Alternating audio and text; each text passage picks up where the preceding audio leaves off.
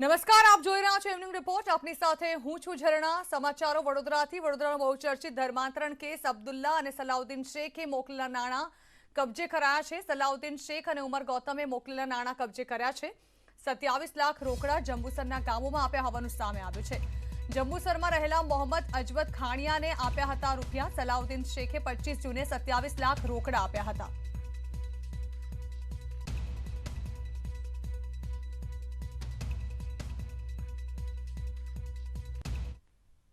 Gondal Ashapura underbridge ખાતે અકસ્માત સર્જાયો. આશાપુરા અંડરબ્રિજમાં એસટી બસ અને અકસ્માત સર્જાયો છે. ડીસા જૂનાગઢ રૂટ પર એસટી બસનો અકસ્માત સર્જાયો. અકસ્માતમાં ડ્રાઈવર સહિત 4 થી 5 લોકોને ઈજા પહોંચી છે. ઈજાગ્રસ્તોને સારવાર માટે ગોંડલની સિવિલ હોસ્પિટલ ખસેડાયા છે. ઘટનાની જાણ થતાં ગોંડલ સિટી પોલીસ સ્ટાફ ઘટનાસ્થળે પહોંચ્યો છે.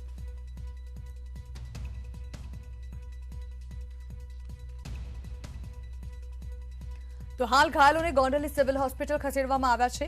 ગોંડલ આશાપુરા અંડરબ્રિજ પાસે એસટી બસનો અકસ્માત સર્જાયો હતો, જેમાં 4 લોકો ઘાયલ થયા હોવાનું સામે આવ્યું છે.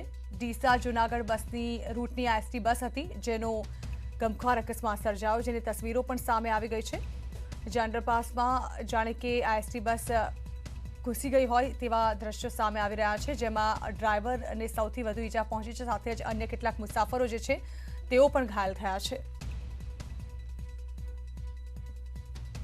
અને સમાચારો વલસાડ જિલ્લાની વાપી 4 રસ્તા પાસે ચા નાસ્તાની દુકાન પર જૂની અદાવત રાખી યુવકની ક્રૂર હત્યા કરાઈ. જ્યાં અજાણ્યા લોકોએ સલમાન નામના યુવક પર કુહાડી વડે જીવલેણ હુમલો કરી તેઓ ફરાર થઈ ગયા. ઘટનાની જાણ વાપી જીઆઈડીસી પોલીસને થતાં તેમણે તાત્કાલિક ઘટનાસ્થળે પહોંચી ઈજાગ્રસ્ત યુવકને સારવાર માટે ખસેડી આગળની તપાસ હાથ ધરી હતી. તો સારવાર દરમિયાન યુવકનું મોત નીપજ્યું.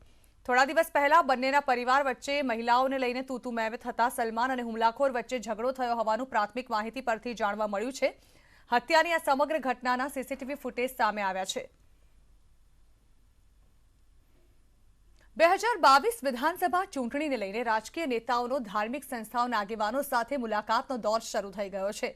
ધોરાજીમાં ભાજપના દિગ્ગજ નેતા વજુભાઈ વાળાએ સંઘ તથા બજરંગ દળના આગેવાન સાથે ચર્ચા કરી હતી.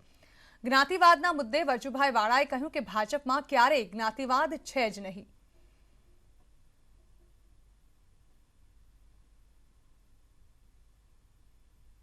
જ્ઞાતિવાદ ભાજપની અંદર છે જ નહીં.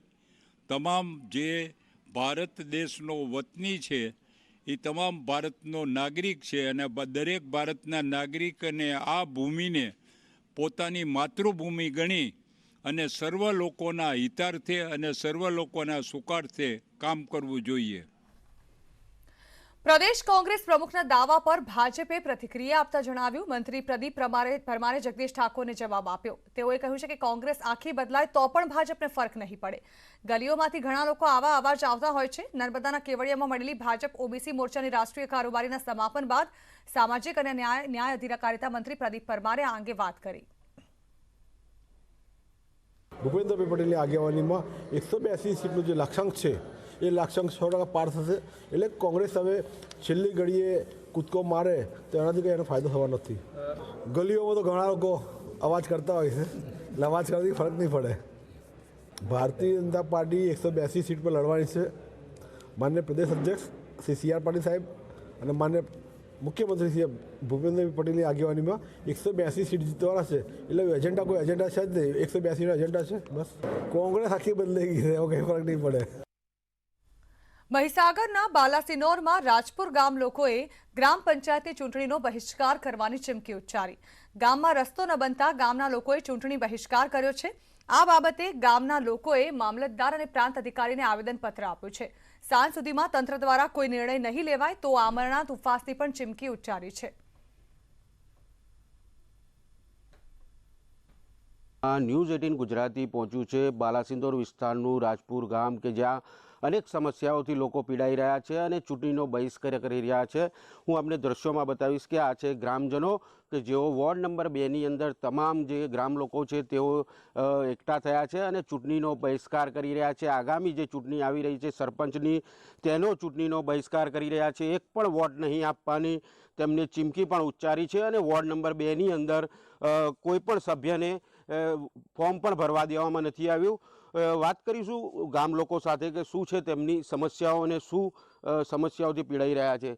શું કહેશો તમે, કઈ રીતે તમે જે ઉપવાસ આંદોલન ચાલુ કર્યું છે, ચૂંટણી બહિષ્કાર કરવાનું જે નિર્ણય લીધો છે, કઈ પ્રકારની સમસ્યાઓ? અમારા વણકર ભાઈઓમાં સ્મશાનમાં જવા માટેનો જે રસ્તો છે તેની ગ્રાન્ટ 2016થી 16-17ના વર્ષમાં આવેલી છે। આજ દિન અમે અનેક રજૂઆતો કરવા છતાં પણ આજ દિન સુધી અમારે એ રસ્તાનો નિકાલ આવેલ નથી। અમે ઉપલા અધિકારીઓ, કલેક્ટર પ્રાંત અને કલેક્ટર લુણાવાડા સુધી અમે રૂબરૂ મળ્યા કલેક્ટર સાહેબને, પણ આજ દિન સુધી અમારા એ રસ્તાનું કોઈ નિરાકરણ આવેલ નથી। પોલીસ પ્રોટેક્શન સાથે 4-5 વખત આવ્યા અને અમારા રસ્તાનું જોઈ અને એ લોકો અમારી હસી મજાક ઉડાવતા હોય એ રીતે આવી અને જતા રહે છે અને રોજ કામ ઓન પેપર પર બતાવી અને એ લોકો જતા રહે છે અને અમને આશ્વાસન પણ નથી આપતા। એટલે અમે આ વર્ષે ચાલુ વર્ષે અમારા વોર્ડના સરપંચની ચૂંટણીમાં અમારા વોર્ડના સભ્યને પણ ઊભો રાખવામાં આવેલ નથી અને ચૂંટણીનો બહિષ્કાર કરેલ છે। જ્યાં સુધી અમારા આ રસ્તાનો નિકાલ નહીં થાય ત્યાં સુધી અમે ચૂંટણી બહિષ્કાર કરવાના છીએ। અમારે એક સ્મશાન જવાનો રસ્તો, બીજું એક વોટર વર્ક્સનો પ્રશ્ન છે। અમે 2016થી લડી રહ્યા છીએ। 4થી 5 વાર કલેક્ટરથી છેક નીચે ટીડીઓ સુધી આવી અને અસલી કરીને મારે નાહી ગયા। અમે વોટ આપવાના થઈ, અમારી ચૂંટણી ફરી અમે કોઈએ આવવું નહીં। અમારો નિર્ણય છે કે કોઈને વોટ આપવો નહીં અને અમે આગળ જરૂર પડે કાલથી સત્યાગ્રહ કરીશું, ભૂખ હડતાલ ઉતરીશું। તો નગરપાલિકામાં રજૂઆત કરેલ છે। રાત્રિ કલેક્ટર સાહેબની કરેલી મીટિંગ રાજપુર ગામની અંદરમાં તો આ રજૂઆત કરેલ છે અને આનું લેખિત પણ મારું આપેલું છે। સીએમને આપ્યું છે, છતાં પણ કામ કરતો નથી। માનવ અધિકાર પંચને આપેલ છે, નિમિષાબેન વકીલ સાહેબને આપ્યું, દરેકને આપવા છતાં કોઈ કામ થતું નથી।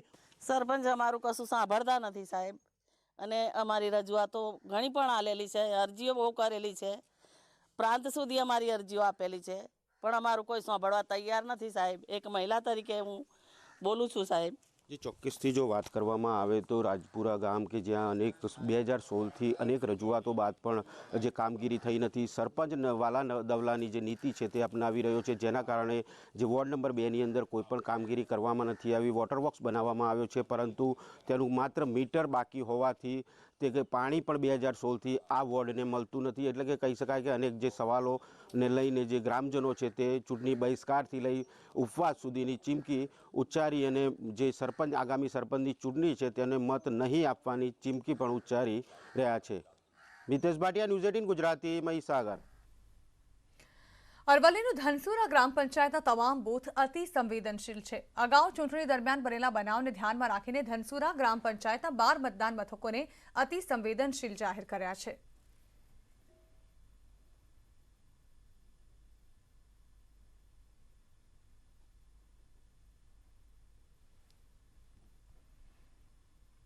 અને હવે વાત કરીએ ગુજરાતમાં ઓમિક્રોનની એન્ટ્રીને લઈને।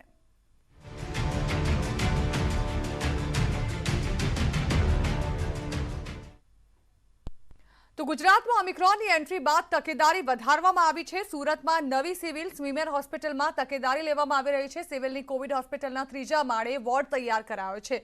3જા માળે 83 બેડનો અલગથી વોર્ડ તૈયાર કરાયો છે। નવી સિવિલમાં હાલ 2200 બેડ છે। નવી સિવિલમાં હવે 3000 બેડની વ્યવસ્થા કરાશે।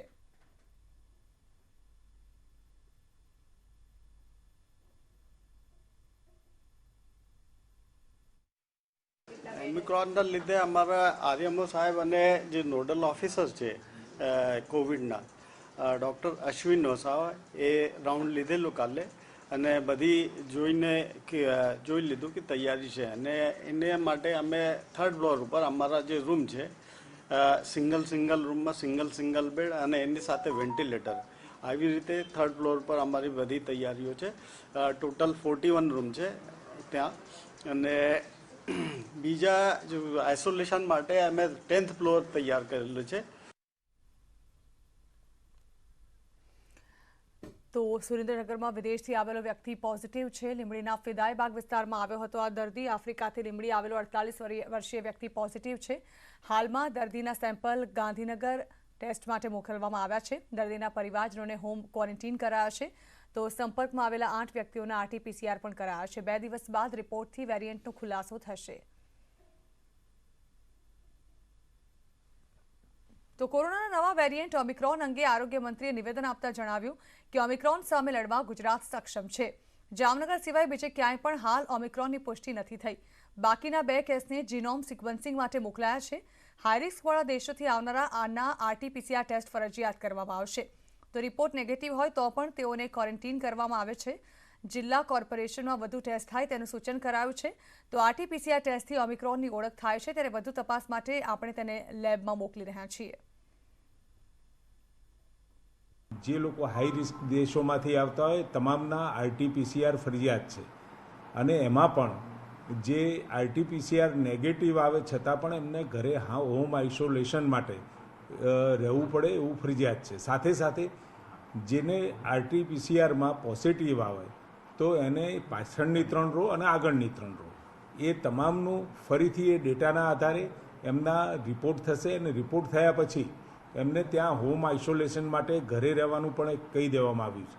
હાઈ રિસ્ક ઉપર છે એ લોકો જ્યારે એ પ્રવાસીઓ આપણા એરપોર્ટ ઉપર ઉતરે એટલે એ બધાના જ RT-PCR આપણે કરી રહ્યા છીએ. એમાંથી આપણા ત્યાં બહુ ઓછા આવ્યા છે. ઓછા એટલે નહીવત સંખ્યાની અંદર RT-PCRમાં પોઝિટિવ આવ્યા છે. કેવળ 2 કે 3 કેસની અંદર એમાં RT-PCR ટેસ્ટમાં એ પોઝિટિવ આવ્યા છે. એમાં એકની જ પુષ્ટિ થઈ છે, અને બાકીના જે 2 કેસ છે એને જીનોમ સિક્વન્સિંગમાં આપણે મોકલી આપેલ છે. તો વાયબ્રન્ટ ગુજરાતમાં આવતા ડેલિગેટ્સના ટેસ્ટ પણ કરાશે. ડેલિગેટ્સના RT-PCR ટેસ્ટ કરાશે. પોઝિટિવ હશે કે લક્ષણો જણાશે તો આઇસોલેટ કરાશે. યુરોપ ગયેલા અધિકારીઓના પણ પરત ફરતા ટેસ્ટ કરાશે. તો અધિકારીઓના RT-PCR ટેસ્ટ અને આઇસોલેશન કરવાનું રહેશે. આરોગ્ય મંત્રી ઋષિકેશ પટેલે આ અંગે નિવેદન આપ્યું. વાઇબ્રન્ટ હજુ તો આપણા ત્યાં એવી પરિસ્થિતિ ગંભીર દેખાતી નથી, અને ઓમિક્રોન વાયરસ જે પ્રકારે આખી દુનિયામાં દહેશત ફેલાવી રહ્યો છે, પરંતુ આજ સુધી જે દેશમાં પણ ઓમિક્રોનના કેસ નોંધાયા ત્યારથી અત્યાર સુધીમાં એક પણ ડેથ નોંધાયું નથી. એટલે વખતો વખત સરકાર આ બાબતે નિર્ણય લેશે, અને મને નથી લાગતું કે વાઇબ્રન્ટ ગુજરાતનો જે કાર્યક્રમ આપણા સરકાર દ્વારા કરવામાં આવે છે એના ઉપર કોઈ બહુ ઝાઝી અસર. તો કેન્દ્રની ગાઈડલાઈન ન પાળનારા હવે સાવધાન રહેજો. નિયમો ન પાળનારા સામે પોલીસ કેસ પણ થઈ શકે છે. આ અંગે આરોગ્ય મંત્રી ઋષિકેશ પટેલે નિવેદન આપ્યું. તેઓએ કહ્યું કે જનતા SOPનું પાલન કરે તે જરૂરી છે. હોમ આઇસોલેશનના નિયમો પણ પાળવા પડશે. સરકારની સાથે સાથે જનતા પણ કાળજી રાખે. કોઈ વ્યક્તિ બહારથી આવ્યો હોય, નેગેટિવ હોય અને હોમ આઇસોલેશનમાં રહેવાનું હોય તો એવા પ્રત્યેક વ્યક્તિઓ ઉપર સરકાર દ્વારા એની પૂરતી ચકાસણી અને એ ઘરે રહે છે કે નહીં એની પણ ચિંતા, અને ઘરે જઈ અને ઘરના બાકીના વ્યક્તિઓને પણ આ બાબતનું માર્ગદર્શન આપી અને 7 દિવસ સુધી એ ઘરમાંથી બહાર ના નીકળે એ પ્રકારની આપણે વ્યવસ્થા ગોઠવી છે. પરંતુ સાથે સાથે જો એવો કોઈ પણ વ્યક્તિ આઇસોલેશનમાં હોય અને બહાર ફરતો જોવા મળશે તો એના ઉપર પોલીસ કેસ પણ થઈ શકે છે. Welcome back. જામનગરમાં ઓમિક્રોન પોઝિટિવ દર્દી સારવાર હેઠળ છે. 72 વર્ષીય દર્દી કોવિડ કેર સેન્ટરમાં સારવાર લઈ રહ્યો છે. દર્દીના ઘર અને પાસેના વિસ્તારને માઇક્રો કન્ટેનમેન્ટ ઝોન જાહેર કરી ચૂક્યા છે. આસપાસના વિસ્તારોમાં સવારથી જ આરોગ્યની ટીમની તપાસ.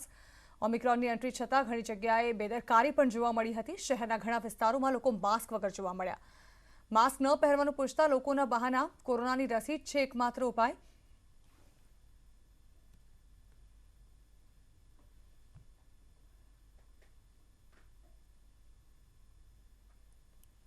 તો એક તરફ જ્યાં કોરોનાના કેસ સામે આવી રહ્યા છે અને ત્યારબાદ હવે જો જોવા જઈએ તો જામનગરમાં ઓમિક્રોનનો કેસ પણ સામે આવી ચૂક્યો છે. હજુ પણ 2 વ્યક્તિઓ શંકાસ્પદ જણાવવામાં આવી રહ્યા છે. ત્યારે આવી પરિસ્થિતિના પગલે વધુ સાવચેતી રાખવાની જરૂર છે, પરંતુ લોકો વધુ બિંદાસ બનતા જોવા મળ્યા. જામનગરના રવિવારી બજારના દ્રશ્યો છે. સવારના દ્રશ્યો તરફ આપ નજર કરો તો આપને દેખાશે કે મોટાભાગના લોકો જે છે તેઓ માસ્ક પહેર્યા વગર જ બજારમાં ફરી રહ્યા છે. ખૂબ જ મોટી સંખ્યામાં લોકો અહીં જોવા મળ્યા. જો કે સવારથી લઈને બપોર સુધીની આ તસવીરો છે. સાંજ સુધી થતા સુધીમાં વધુ પણ મોટી સંખ્યામાં લોકો અહીં આવે તો નવાય નહીં. તો ગુજરાતમાં ઓમિક્રોનની એન્ટ્રી છતાં બેદરકારી જોવા મળી રહી છે. ત્યારે સુરત શાક માર્કેટ પર પણ લોકોની ભીડ જોવા મળી. સહારા દરવાજા વિસ્તારમાં માર્કેટમાં ભારે ભીડ જામી. અહીં સોશિયલ ડિસ્ટન્સ પણ ન જળવાયું અને માસ્ક પણ પહેરવામાં ન આવ્યું.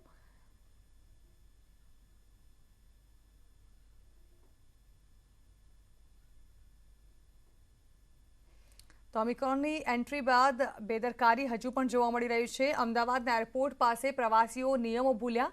એરપોર્ટ ટર્મિનલની બહાર નીકળતા જ પ્રવાસીઓ બેદરકાર જોવા મળ્યા. ટર્મિનલની બહાર આવતા પ્રવાસીઓ માસ્ક પણ નથી પહેરતા. હવે આ બેદરકારી જોખમી બની શકે તો નવાય નહીં. ગુજરાતમાં ઓમિક્રોનની એન્ટ્રી થઈ ગયા બાદ પણ લોકો બેફિકર છે. તંત્ર પણ ઊંઘમાં હોય તેવા દ્રશ્યો જોવા મળી રહ્યા છે. અમદાવાદ એરપોર્ટ એટલે કે ઇન્ટરનેશનલ જે ફ્લાઇટો આવે છે કે હાઈ રિસ્કવાળા જે દેશ છે ત્યાંથી આવતા પ્રવાસીઓનો તો RT-PCR કરવામાં આવે છે.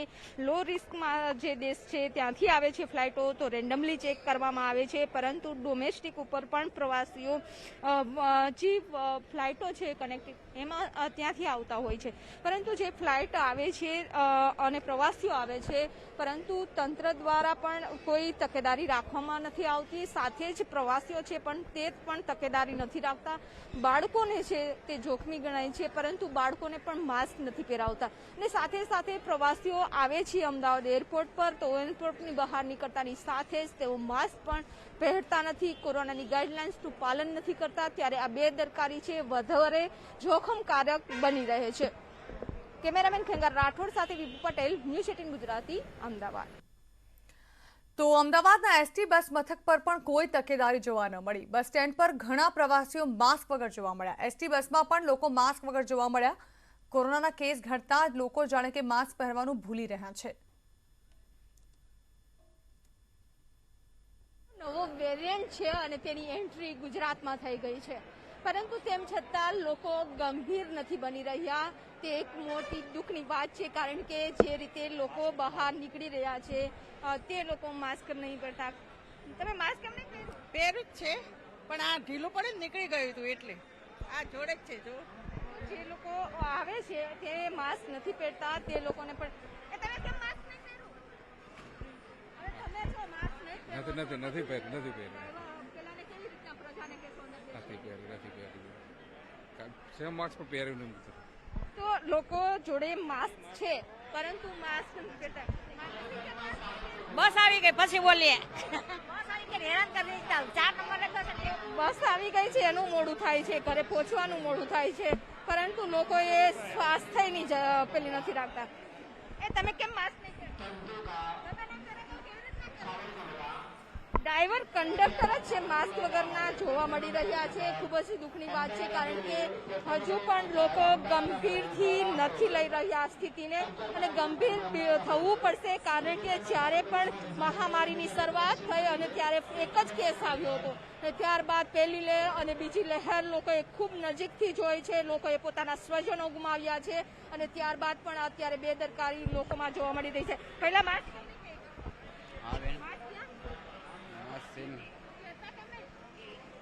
સોરી પૂછપરછ કરવા માટે આવ્યા પૂછપરછ કરવા આવ્યા છે, માસ્ક નથી પહેર્યું. આ સ્થિતિ છે તે જોવા મળી રહી છે. એટલે કે લોકો હજુ ગંભીર થાય તે ખૂબ જરૂરી છે. અત્યારે એરપોર્ટની અમે વિઝિટ લીધી, રેલવે સ્ટેશનની લીધી અને બસ સ્ટેશનની વિઝિટ લીધી. આ ત્રણ જગ્યા ઉપર જોવા મળી રહ્યું છે કે લોકો ગાઈડલાઇન્સનું પાલન કરતા નથી અને તંત્ર પણ ફક્ત ગાઈડલાઇન્સનું પાલન કરાવવાની વાતો કરી રહ્યા છે. એટલે કે તંત્ર પણ જાગે અને પ્રજા પણ જાગે તો જ આ નવા વેરિયન્ટ સામે આપણે આપણું જે રક્ષણ કરી શકશું સ્વાસ્થ્યનું. પરંતુ અત્યારે એરપોર્ટ પર જે પણ પ્રવાસીઓ આવે છે તે બીજા દેશમાં જાય છે તો તમામ ગાઈડલાઇન્સનું પાલન કરે છે. પરંતુ ભારત દેશના એરપોર્ટ પર ઉતરતાની સાથે તમામ ગાઈડલાઇન્સની પાલનનું એસી તેસી કરતા જોવા મળી રહ્યા છે, જે જોખમકારક સાબિત થશે.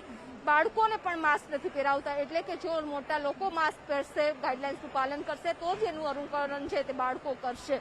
કેમેરામેન ખેંગાર રાઠોડ સાથે વિભુ પટેલ, ન્યૂઝ 18 ગુજરાતી, અમદાવાદ. ગુજરાતમાં ઓમિક્રોનની એન્ટ્રી છતાં અમુક જગ્યા પર બેદરકારી દાખવવામાં આવી રહી છે. ત્યારે ન્યૂઝ 18 ગુજરાતીની ટીમે એરપોર્ટ બાદ રેલવે સ્ટેશનની રિયાલિટી પણ ચેક કરી હતી. કાલુપુર રેલવે સ્ટેશન પર બહારથી આવતા પ્રવાસીઓના RT-PCR ટેસ્ટ કરવા માટેની વ્યવસ્થા કરવામાં આવી છે. ટીમ પણ રાખવામાં આવી છે પરંતુ તે દરેક માટે ફરજિયાત નથી. જે પ્રવાસીઓને ટેસ્ટ કરાવવા હોય તે ટેસ્ટ કરાવી શકે છે. સ્ટેશન પર સિક્યોરિટી દ્વારા માસ્ક પહેરી રાખવાની સૂચના આપવામાં આવી રહી છે. ગુજરાતમાં ઓમિક્રોનની એન્ટ્રી થઈ ગઈ છે અને હવે અમે રિયાલિટી ચેક કરવા આવ્યા છીએ રેલવે સ્ટેશન ઉપર કે જો નવો વેરિયન્ટ છે તેની એન્ટ્રી થઈ ગયા બાદ લોકોમાં એવી બેદરકારી છે જોવા મળી રહી છે. રેલવે સ્ટેશન છે અને રેલવે સ્ટેશન ઉપર સુરક્ષા કર્મી એક વ્યક્તિને સમજાવી રહ્યો છે કે માસ્ક પહેરો અને માસ્ક ના પહેર્યું હોય તો તેઓને સમજાવવાનો પ્રયાસ કરે છે કે અત્યારે માસ્ક પહેરો.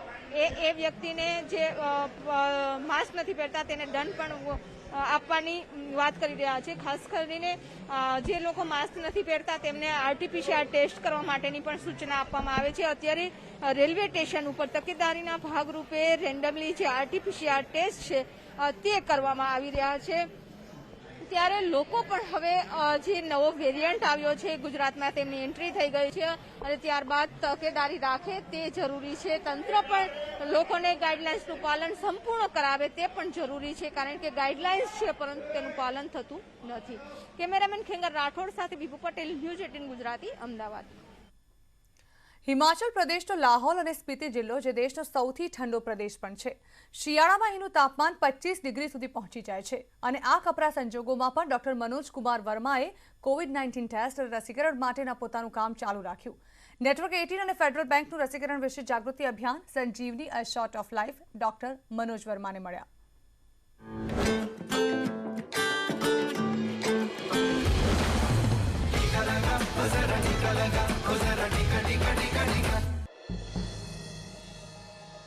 चाहे हिमालय की जमा देने वाली सर्दी हो, चाहे हिलते रहने वाले लकड़ी के पुल या फिर बर्फ की पतली चादर के बीच से सफर तय करना हो, लाहौल की कोविड-19 मोबाइल हेल्थ टीम को कोई नहीं रोक सकता.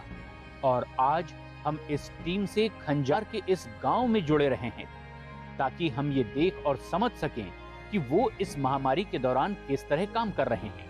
खासतौर पर डॉक्टर मनोज कुमार वर्मा, जो इस टीम की अगुवाई करने वाले एक युवा डॉक्टर हैं. ये खंजर गांव है, लाहौल का लास्ट गांव है. यहाँ से आगे कांगला ग्लेशियर है जिसके बाद लद्दाख शुरू हो जाता है और ये तकरीबन 12,000 की फीट पे है. और यहाँ पर सर्दियों में और अभी भी आप देख सकते हैं 5 से 6 फीट बर्फ़ यहाँ पर पड़ती है और टेम्परेचर्स यहाँ पर -25 तक कई बार चला जाता है. जहाँ टीम के दूसरे सदस्य गाँव वालों का टीकाकरण कर रहे थे, वहीं डॉक्टर मनोज अपने सुरक्षा उपकरण पहने COVID-19 टेस्ट कर रहे थे. जो टीम्स आ रहे हैं यहाँ पे जो कोरोना टेस्ट वगैरह करा रहे हैं, तो काफ़ी मुशक्क़त से यहाँ पे पहुँच रहे हैं, काफ़ी दिक्कतों का सामना करके यहाँ पे पहुँच रहे हैं. तो ये चीज़ हमारे लिए बहुत अच्छी बेस्ट है. डॉक्टर वर्मा को कोई नहीं रोक पाया.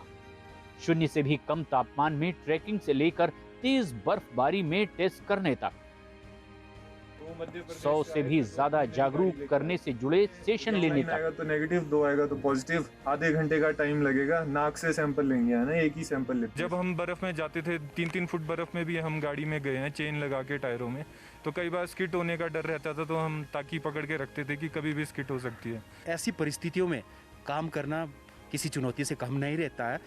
तो इन्होंने लाहौल के हर गाँव में जाकर सैंपलिंग की है. इस वक्त तक उन्होंने तकरीबन 15,000 के करीब लोगों के कोविड टेस्ट किया है. तो इनका कार्य सराहनीय है. अपने समर्पण भाव और बिना रुके सेवा देने वाले, लोगों का दिल जीतने वाले, अपने काम से आगे बढ़कर लोगों की मदद करने के लिए डॉक्टर मनोज कुमार वर्मा हैं हमारे संजीवनी चैंपियन. सर, मैं अपनी टीम और अपने आप को इसी तरह मोटिवेटेड रखता हूँ कि जो बीमारी 100 साल बाद आई है, तो एफर्ट्स भी हमारे को 100 साल बाद वाले ही चाहिए. और वो शुरू में डरते भी थे, उनकी अपनी फैमिली थी, बच्चे थे, तो मैं यही कहता था कि डरते रहेंगे तो रोज़ थोड़ा थोड़ा मरेंगे. तो इसलिए जब तक हम स्वस्थ हैं, ठीक हैं, तो हम पूरा अपना डेडिकेशन देंगे और एरिया को सेफ रखेंगे, पब्लिक को.